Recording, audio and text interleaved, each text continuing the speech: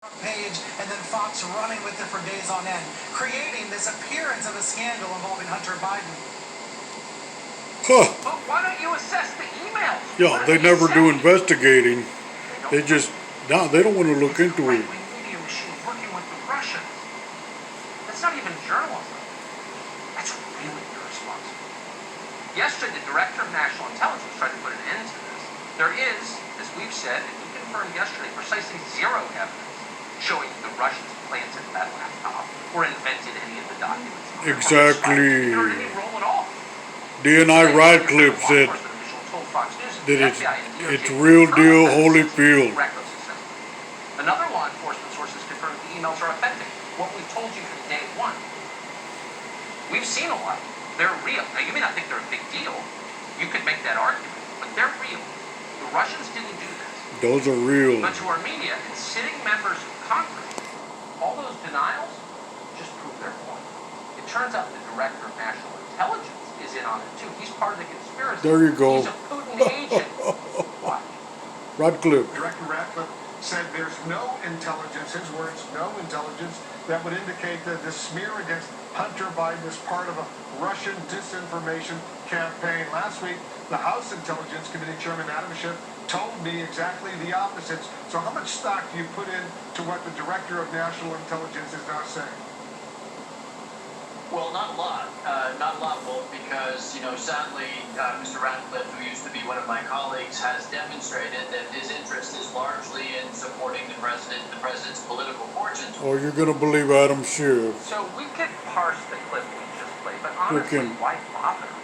It's liar. Too stupid to analyze. There's nothing sophisticated or interesting A compulsive about liar. It's store brand propaganda, Adam Schiff. the generic variety. They're not even trying to convince you the Russians did it. They don't believe it themselves, obviously, and they don't really care if you believe it either. They just want you to stop talking about the New York Post story for the next 2 weeks while it still matters. Yep. So Trump can win. And maybe Exactly. that will work. We don't That's know. what they do. That's our But we're all MO. still going to live here when the smoke clears. And what then? In the mad scramble to unseat the president, our core institutions are being destroyed. A free press, fair elections, spy agencies that won't turn their dark arts on the public. All of that is disappearing. We should be very concerned about that, and we should fight to get those institutions back no matter what they become. Piers Morgan is a longtime British journalist who is deeply familiar with the American Piers. hard way. He's also the author of the brand new book, Wake Up, Why the World Has Gone Nuts. It's on sale today. Piers Morgan, congrats on the book. Thanks for joining us tonight. I'm glad that it's out finally. Let me ask you, I want to take Trump out of this. Like, most journalists hate Trump. I think you don't like Trump. Let's take that out. Well, no, I like him. I've been friends with him a long time. I just think he's had a very bad year. Well, yeah, well, for sure, he has. But no matter who he is, don't reporters have an obligation, journalists have an obligation to cover the news as honestly as they can, no matter how they feel about the guy they're covering? Oh, completely. And this is the whole point. I wrote a column for DailyMail.com yesterday about this, saying it doesn't matter what side you're on here. Journalism, freedom of speech dictates, the First Amendment dictates that when a story like this drops, and it's not being denied by the people it's accusing for 6 days now, clearly there's something there that they want to hide. Exactly. The job of a newspaper, of a television network, of anybody, frankly, in the media who believes in freedom of speech and believes in journalism, is to go and investigate the allegations the New York Post has made. Exactly. It's not the job of tech giants like Facebook and Twitter to have an instinctive reaction to suppress every element of that story, or for most of the mainstream media to say nothing to see here. In fact, the only story is this terrible smear on the Bidens. And I could say to you, Tucker, imagine if we switched the names around. Imagine if this story was about Donald Trump Jr. and Donald Trump. What would be happening? Do you think that the tech giants would be suppressing the story?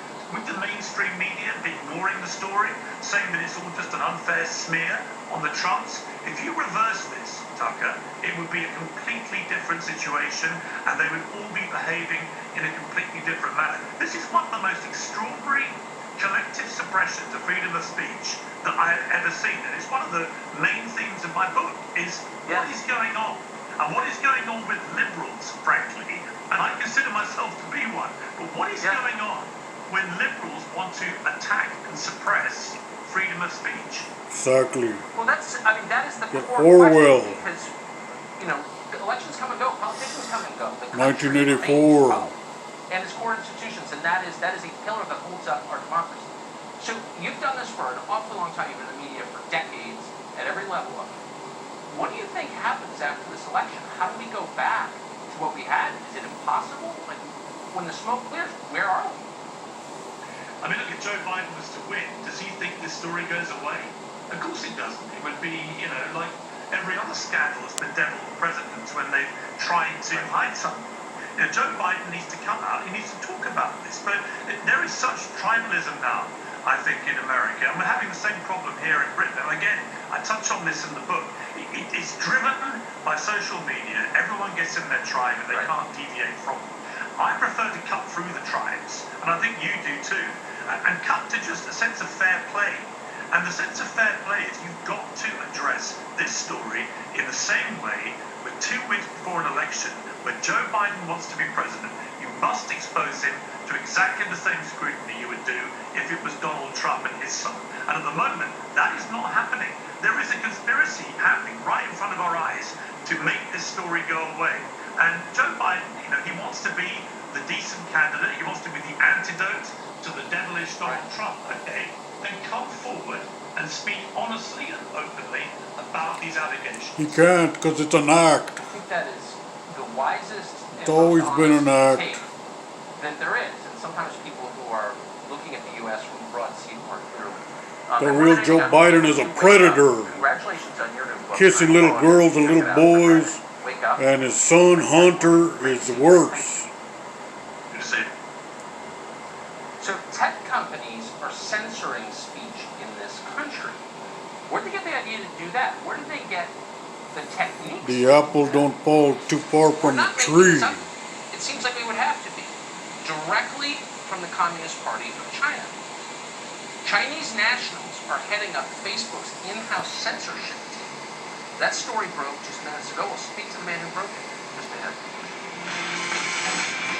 Wow. Groundbreaking stuff.